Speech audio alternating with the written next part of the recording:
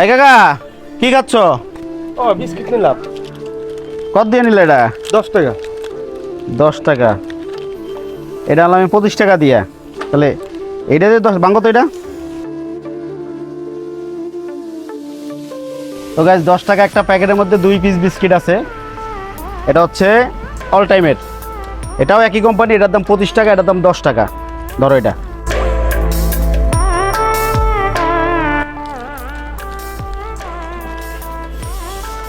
তো গাইস এটার দাম হচ্ছে 25 টাকা আর এটার দাম হচ্ছে 10 টাকা। এটার ভিতরে 2 পিস, এটার ভিতরে 25 টাকা হচ্ছে 1 2 3 4 5 6 12 পিস।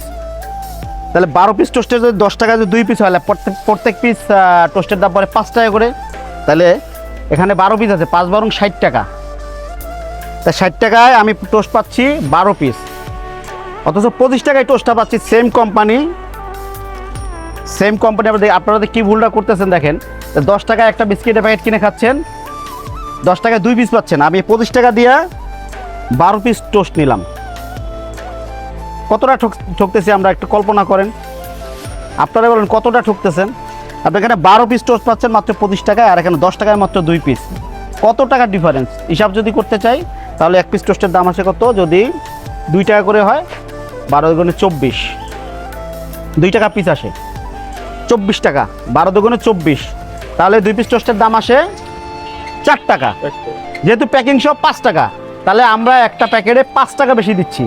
আর আমাদের বাঙালিদেরকে এইভাবেই ভোদাই বানাচ্ছে কোম্পানি। ব্যবসার তো একটা লজিক থাকে না রে ভাই, নাকি একটা ব্যবসার লজিক থাকে? তুমি তাও ছিঁড়ে খেয়ে ফেলো, অথচ আমাদের কত টাকা ঠকাচ্ছে তো দেখেন।